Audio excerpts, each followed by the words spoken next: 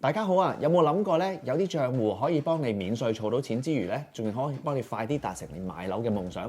今日我哋就可以答到你呢啲問題啦！歡迎嚟到 Novella Wealth 嘅 YouTube 頻道，我係 Edmond， 我係 Kinson。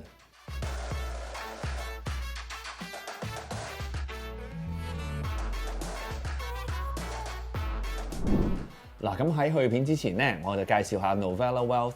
其實我哋咧係一間位於加拿大 BC 省列治文市嘅投資保險同埋財富管理公司嚟嘅。我哋嘅頻道咧最主要就想分享一啲專業啦、實用啦嘅加拿大理財規劃同埋稅務嘅資訊俾你哋嘅。所以無論你哋係新移民定係啱啱回流，又或者好似我哋咁樣喺加拿大住咗好多年，我都希望你哋可以滿足每一個理財嘅目標，迎諒你喺加拿大嘅優質生活。如果你對呢類型嘅影片有興趣，咁你去片之前咧，麻煩撳個掣、訂閱同埋 like 我哋，支持我哋繼續去俾心機拍更加好嘅片起俾大家分享。好啦，而家我哋去片啦。對上一次嘅影片，我哋提及過咧，政府推出新嘅 FHSA 計劃。咁簡單講過啦，嗰陣時候咧仲未正式推出嘅。咁今日我哋拍呢個片嘅時候咧，就5月30號啦。個計劃咧已經出咗2個月啦。咁我哋亦都收多咗好多資訊。今日咧，我哋就會同大家探討下2023年最新推出呢個首次置業嘅計劃 FHSA。咁我亦都會講咧，就會分析 FHSA 啦、RSP 啦、TFSA 啦呢3個主要取出嘅帳戶咧，每一個嘅功能同特性，同埋佢哋優點同弱點，睇下邊一個 account 會適合你哋多啲咯。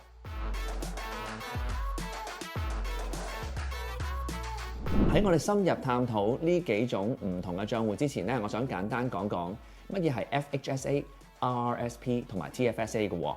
FHSA 就係免稅首次置業儲蓄帳戶，即係 First Home Savings Account。呢一個咧係加拿大為佢哋嘅國民新推出嘅一個帳戶啦，咁可以幫我哋儲到一筆錢，去幫我哋買我哋嘅第一層樓嘅喎。咁而第二樣嘢就係 RSP 啦，咁佢全名咧就叫做 Registered Retirement Saving Plan。RSP 咧其實係一種鼓勵加拿大居民同埋公民咧係一個退休嘅儲蓄戶口嚟嘅喎。咁呢個戶口嘅好處係啲咩？就係話你擺啲錢去嗰年嗰啲咧，就唔當係你嗰年嘅收入，有稅退翻出嚟嘅。然後咧喺裏邊做嘅投資咧，每年係唔需要俾稅嘅，增值唔需要俾稅，直至你攞翻錢出嚟嘅時候咧，就先當翻係你嗰年嘅收入嘅啫。咁最尾就係 TFSA 啦。咁 TFSA 全名就係 Tax Free Saving Account 啦。咁呢個帳戶嘅好處咧就係話，你喺每年裏邊投資嘅收益係唔需要俾稅嘅，攞翻出嚟都唔需要俾稅喎。咁所以咧，你嘅錢喺裏面增長咧，就可以會更加之快啦。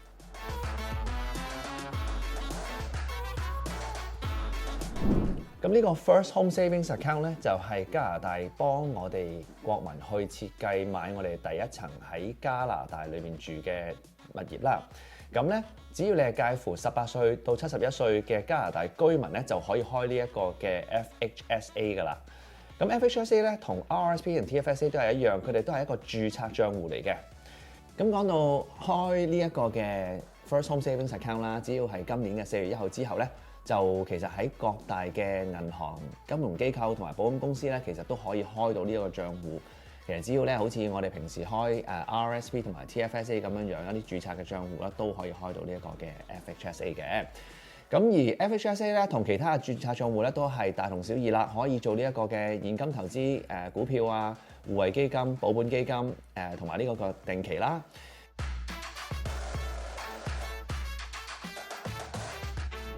咁我自己覺得咧 FHSA 咧就好似 RSP 同 TFSA 嘅結合咁啦，因為咧其實你擺錢落去嘅時候，個供款咧係可以減稅，增值咧又唔需要俾稅喎。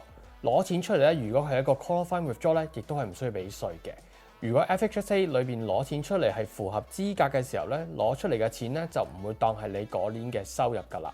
攞嘅錢咧亦都係唔需要還翻落去 FHSA 裏邊嘅喎。咁乜嘢情形之下係一個 qualifying withdraw 咧？就係話你要喺攞出嚟嗰年嘅下一年10月1號之前咧，你要用咗呢筆錢嚟去買一個 qualifying home，咁就算係一個 qualifying 嘅 withdraw 啦。咁乜嘢情況之下唔算係一個 qualifying withdraw 咧？咁簡單嚟講就係話，如果你攞嚿錢出嚟嘅時候唔係買屋啦，或者你攞錢出嚟嘅時候，你唔可以喺你攞錢出嚟之後嗰年嘅10月1號之前用咗呢筆錢嚟買你個 qualifying home咧，就唔算係一個 qualifying withdraw。咁呢筆錢攞出嚟咧，就係要當翻你嗰年嘅收入要打稅啦。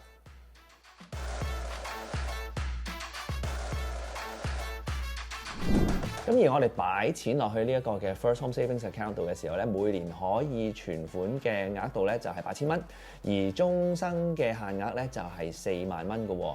如果譬如話我今年擺唔到8000蚊落去嘅話，咁我可以將呢一個 room 咧係 carry forward 去到出年嘅。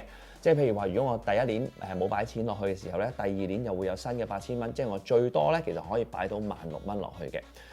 但係咧，如果譬如話我頭2年冇擺，咁第3年先至開始擺落去嘅話咧，我就唔可以擺24000蚊落去㗎啦，就只能夠都係擺翻16000蚊落去，就係carry forward 1年嘅8000蚊啦。咁好啦，譬如話，如果我第一年擺咗3000蚊落去啦，我可以 carry forward 嘅錢咧就係呢個5000蚊啦。咁第2年咧，我又會有一個新嘅8000蚊嘅限額可以擺落去。咁我譬如話真係擺咗8000蚊落去，咁我就用翻晒上年嘅5000蚊嘅 carry forward 嘅限額啦。咁而我就會 carry 咗新嘅5000蚊去到第3年嗰度咯喎。咁如果假設我第3年嘅時候擺咗10500蚊落去嘅話咧，咁我就會有2500蚊嘅限額咧可以 carry forward 去第4年啦。如此類推咁樣落去，但係總之我最多咧每年咧就只能夠可以 carry forward 係8000蚊嘅啫。好啦，咁頭先 Edmond 都講過啦，每年咧你最多係可以擺8000蚊，或者咧係今年冇俾嘅錢咧，你可以 carry forward 到出年裏面嘅。咁如果俾多咗會點算咧？俾多咗係要罰錢嘅。咁罰錢咧，首先就係話你多咗嘅錢係要報翻稅啦，而你多咗嗰部分咧係要每一個月要俾1% 嘅罰款 penalty 嘅。咁呢個1% 嘅罰款係罰到幾時咧？就係罰到係你直接攞翻你超額嘅金額出嚟咧，就唔需要罰啦。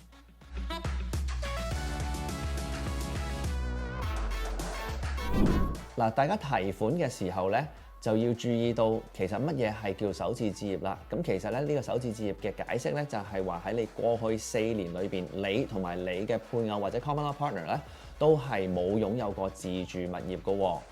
咁而呢一個嘅 FHSA 咧，其實佢都有個限期嘅，就係15年或者喺你71歲生日之前咧，係要將呢一個嘅 account 關閉咗佢噶啦。嗱，咁如果你決定咗唔用你嘅 FHSA 去買樓嘅話咧，其實咧你嘅選擇咧就係可以將呢一筆錢咧係全數轉咗入去你嘅 RRSP 或者 RRIF 嘅帳戶裏邊㗎。咁你嘅 FHSA 咧就唔會被打稅嘅。但係如果你喺 FHSA 裏邊 directly 喺裏邊攞錢出嚟嘅時候咧，咁就全數要當收入咁樣報㗎啦。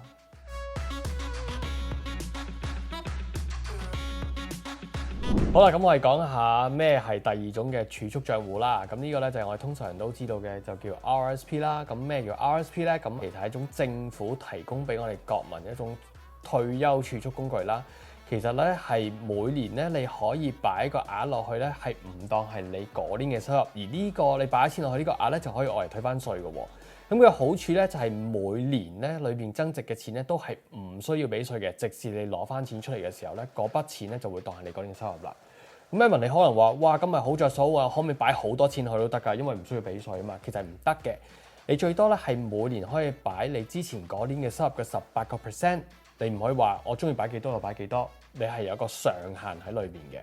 咁除咗 RSP 咧係可以擺落去準備退休嘅生活之外咧，其實亦都可以係攞翻出嚟去做一個 home buyer plan 嚟買屋嘅喎。咁平時喺 RSP 裏邊，如果我哋喺佢裏邊攞錢出嚟嘅時候咧，其實一般嚟講要打稅噶嘛。但係如果我哋利用呢個 home buyer plan 喺 RSP 裏邊攞錢出嚟嘅話咧，就唔需要打稅啦。我哋可以用呢筆錢去買樓嘅。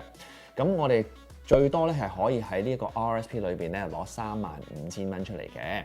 但係我哋要記住一樣嘢喎，當我哋用咗呢一個嘅 home buyer plan 之後咧，我哋就要係分開15年咧，係去擺翻呢35000蚊落去我哋嘅 RRSP 裏邊嘅。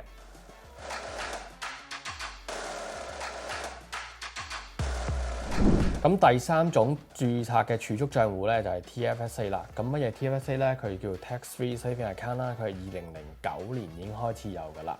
咁喺2023年咧，你可以擺落去嘅額度咧就係6500蚊啦。咁即係話咧，你擺呢6500蚊喺落去邊嘅時候咧，就每年賺到嘅錢增值咧係唔需要打稅，亦都攞翻出嚟嘅時候咧，亦都係唔當係你嗰年收入嘅喎。咁你可以喺裏邊投資啲乜嘢咧？其實同 FHSA 啦、RSP 咧都可以好相似，去把現金啦、股票啦、債券啦都可以擺喺裏面嘅喎。咁 TFSA 同埋 RSP 都係一種儲蓄嘅方法啦。咁但係咧，佢都有啲唔同嘅地方嘅喎。嗱，係同 RSP 有啲咩唔同咧？就係存入去 TFSA 嘅錢咧，係唔可以攞嚟扣稅嘅，即係話你擺落去呢筆錢咧，唔當係你嗰年嘅收入。而 TFSA 一個最有優勢嘅地方咧，就係話當你攞錢出嚟嘅時候咧，你係唔使俾任何嘅稅嘅。但係 RSP 咧，你攞翻出嚟嘅時候咧，就係當係你嗰年嘅收入啦。每年咧 TFSA 咧，你都可以擺一個上限咧，都係固定嘅。2023年咧就6500蚊啦。咁即係話你一年內取出呢筆錢嘅時候咧，下一年咧你先至可以擺翻入去嘅。雖然 TFSA 係好吸引啦，但係佢嘅限制係點咧？首先就係話你每年儲蓄嘅上限咧，喺2023年就6500蚊啦。其次咧就係話你每一次交易之後咧，加拿大稅務局可能將你嘅 TFSA 視為一個商業活動，你就可能要俾稅啦。其實簡單嚟講咧，你可能喺 TFSA 裏面係咁買賣股票啦，咁佢當係一個商業活動就要俾稅啦。咁有關於 RSP 同埋 TFSA 儲蓄上限嘅詳細資料咧，其實你可以去我哋 description box 裏邊睇翻我哋嘅連結咧，就可以睇翻之前我哋解釋過嘅片噶啦。